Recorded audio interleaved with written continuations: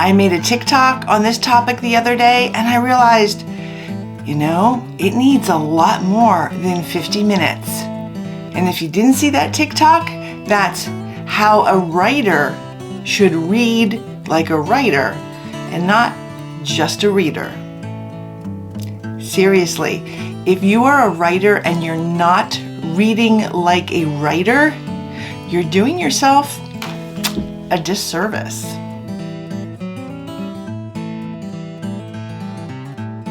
Hi, this is Autumn Bardot, and here you'll find author tips, writing tools, and how to live your best writing life. And many of us just want to have fun, but be serious, but learn the craft while we're doing all that stuff that we have to do. And as you know, I have to tell you to subscribe and click notify so YouTube can tell you when I've put a new video up, which is usually on Wednesdays. And give it a like if you like this kind of content, if I made you laugh, if you learned something new. And sharing would be amazing. If you could share my video on Facebook or your social media, that would be amazing. Don't forget to tag me so I can give you some love. Writers should read. We've all heard that advice from a multitude of sources, a lot of big-time authors, agents, publishing houses, everything. They say writers should read. And that's correct. They should read. But you know what? As a teacher, and if you don't know I'm a teacher, then yeah, I'm a teacher. As a teacher, I feel like that is only giving half of the instruction. If I told my students to just read, hey, read this, they would read it and they would just let the words wash over them. And then at the end of the article or the chapter, I asked them a bunch of specific questions. They'd say, well, wait a minute, you didn't tell us what to read for. See, there's a difference. And if I had told them, hey, I need you to read for this authorial technique, they would have actively looked at it while they were reading, made notes in their brain while they were reading. And that's what you as a writer needs to do, is to look at it critically, not to criticize, but to look at it for all of its components so that you can learn how best-selling authors and best-selling books, why they're so great, and how and why they did what they did, and what made it so compelling, what made it so amazing and page-turning. Now wait, I know what some of you are thinking. You're like, but I just want to read, I just want to have fun, I just want to be entertained. And I get that. And that's a great thing. But for a lot of us, we don't have that much time. So we want to make sure that our pleasure reading, our entertainment reading is going to carry over and give us more help for our actual writing. So kind of a twofer, right? If you have lots of time and you have entertainment reading time, and then you have, I'm going to read this like a writer time, great. But a lot of us don't. So now we're going to get to that list of things to look for so that you can read like a writer. And don't, like, there's a lot of things. And you don't have to write them all down because they're going to be on Club Autumn and also on my website. And the links will be in the description box below. Also, as I read this list, and I know some of you get anxious, I'm always getting anxious. I'm like, that's too many things. I'm going to show you how to pare it down as well and how to work with it, because in the beginning, total truth here, when I read all those things, you're going to be like, that's a lot of stuff to look for while I'm reading for fun, reading for entertainment, reading as a reader. But when you start doing this, then you actually can't stop doing it and you'll be able to add more to the mix. So we're going to go through the list and then I'm going to show you ways to manage that list that are best for you. Okay, here's the list. Number 1, pay attention to the first paragraph, the first line. How did the author begin? What drew you in? Did they start with a character, a description, dialogue, action? Keep that up there. How did they start it? 2, how were the main characters introduced? Were there many at a time? Was it per scene? What made it easy or difficult to recall the characters in other chapters? We've all had books where they throw in a lot of characters in the beginning and then you're like, whoa, who was that again? Okay, that's a way not to do it.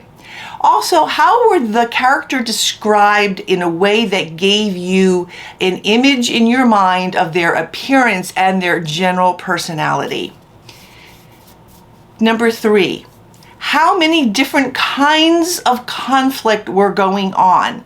Now, I'm going to leave my conflict video in the description box as well. There's going to be lots in the description box with this one. Great novels have many different levels of conflict. We know the 7 kinds from high school: man versus man, man versus self, those, but I actually have a chart where I go really deeper into those and the sub-levels of those, which will, I think, or at least they help me, really dig into lots of conflict in my novels. And I already lost count, so whichever is the next one. How did the scene or the chapter contribute to the rising action? And I'm going to leave my scene checklist in the description box as well. How did each scene and or chapter contribute to character growth, to their character arc? What was revealed about the character's weaknesses and their strengths? Did you find any foreshadowing? If not, you are probably not reading like a writer, because it's in there. What is the tone of the book? Is it romantic, sarcastic, irreverent, funny, sassy, flippant, serious, reserved, insulting? I have one tone for my historical fiction, which is more serious, right? Serious historical fiction. And then I have a lot more sassy, fun, humorous tones for my urban fantasy, for my Merkaba series, and for Goddesses, Inc. 2 entirely different tones. What tone is used and why? How many lines or words or adjectives are used to describe something, are used in description? And how does the writer do it? Does it get its own paragraph? Does it get its own line? Is it embedded in a dialogue tag, or, is it somewhere embedded somewhere sneakily? If you have that image in your head, if you see that they've described something, take just a quick look at how they did it. There's many different ways to describe something, and it's usually, and what I find for new writers, beginning writers, is they end up doing like a description dump, which is not what you want to do. Before I continue with my list, I just want to say, you can read outside your genre and you can read within your genre. Some of them are going to be more, some of these things are going to be more genre specific, and some of these things are going to be, just general good rules of writing. So, for example, if I'm looking at an action scene, if I want to write better action, I go to my action-y novels and I see how they are handling the fight scenes, and I needed that for a lot of my novels. If I'm doing mystery, or I need to impart some mystery, I'm going to incorporate elements of those mystery novels. However, you want to stay true to the genre guidelines, okay? Because people read a genre because they're looking for a certain thing, or they have an expectation of a certain kind of structure or format or way of writing, and you don't want to veer really heavily from that. So I can't write my historical fiction like one of my action, like an action novel I might read, although I can incorporate elements of that into my historical fiction. Are there symbolic things or elements? And I will link my whole symbolism video in the description box as well. Feel like I'm being really repetitive here. Also, are there any motifs? And why? How are they used? A motif is any object, thing, idea, phrase that is used 3 times or more in a paragraph, in a chapter, in a whole book. I'm reading a book now by a big time author, and their title is very much a motif that actually morphs into a symbol, but we don't even want to get into that literary stuff. How many struggles are the main characters facing or confronted with during the rising action? You want as many struggles as possible. A lot of bumps and struggles and obstacles. The more, you'll be probably surprised by how many the author actually put in there. How many surprises were thrown at you? Like a twin or an ex-husband, or like, where did that come out of? And were you surprised, or did you find it kind of cliche? What qualities about the main characters made you root for them, made them want to succeed? Conversely, if you hated the main characters, what qualities about that made you despise them? Was that the author's intent? Why? Or was it just like a personal thing? How does the author handle time gaps? So whether it's 3 hours later or a week later or 2 years later, how are they handling those jumps in time? Chances are they're not saying 3 months later. Maybe they are, but once again, look at your genre, see how that is done, and learn from the masters. How does the author end scenes?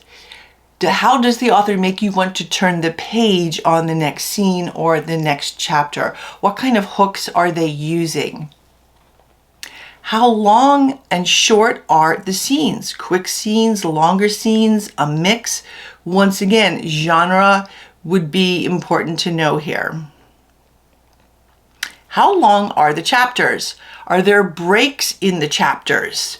So that's that little extra space. Sometimes they have some kind of little symbol or something that has to do with the novel. So why did they put that as a break and not as another chapter?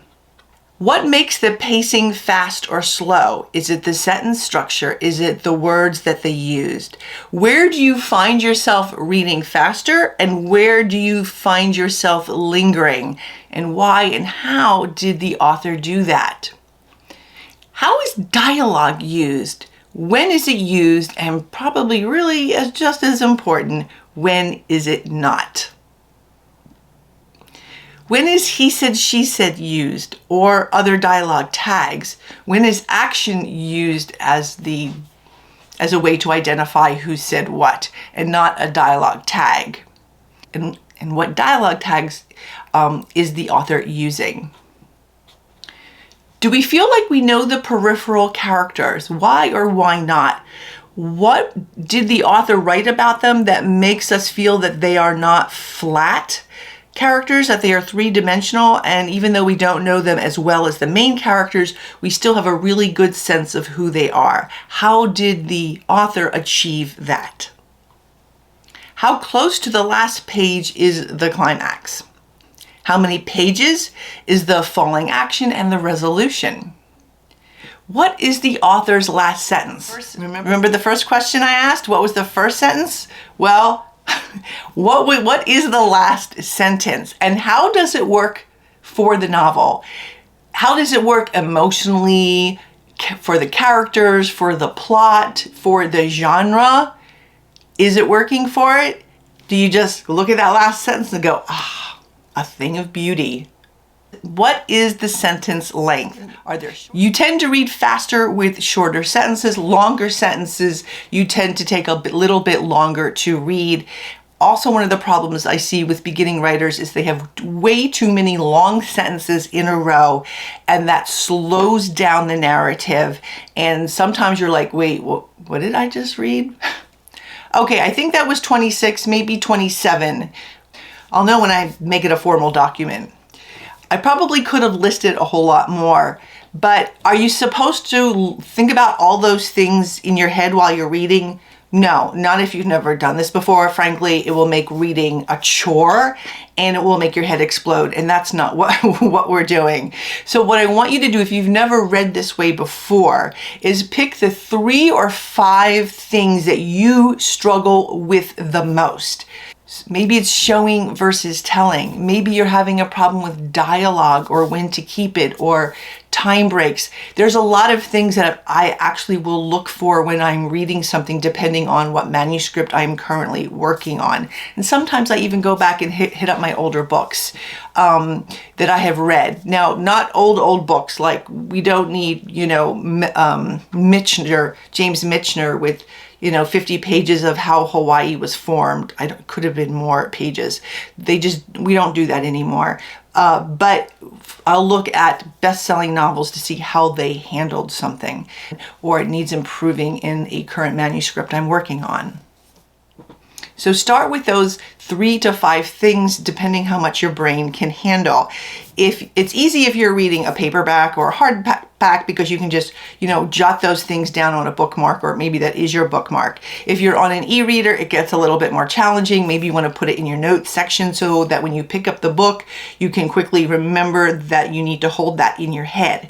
So another thing, if you've never read this way before, is you might have to read a little tiny bit slower, because you can do this, right? You can read for entertainment, for fun, and then hold those 3 to 5 things in your head. Like when dialogue comes up and you have problems with dialogue, you're just going to pay extra attention when you're reading about the dialogue. That other thing is going to be going on in your head too. And as you do this more and more, it will become second nature, and then you'll be able to keep adding things in and be really able to read a book critically and get value out of it, not just for its entertainment value, but for what it teaches you about mastering the craft of writing.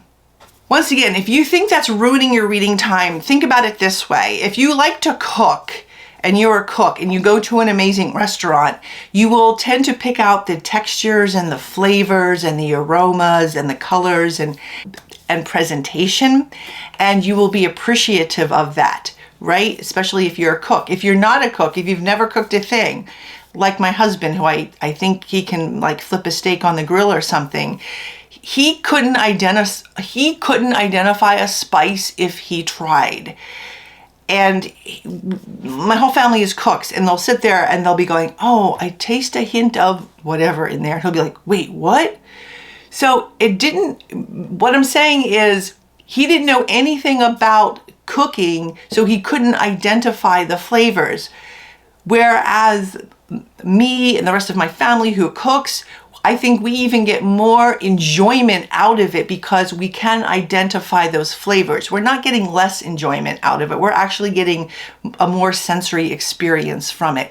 That's like writing. It won't diminish your fun entertainment reading. I think it will actually add to it. Here's another quick story. I was at a fancy schmancy restaurant with some friends in, where was it? Napa. Very fancy schmancy. And we had this big room and there was 20 of us.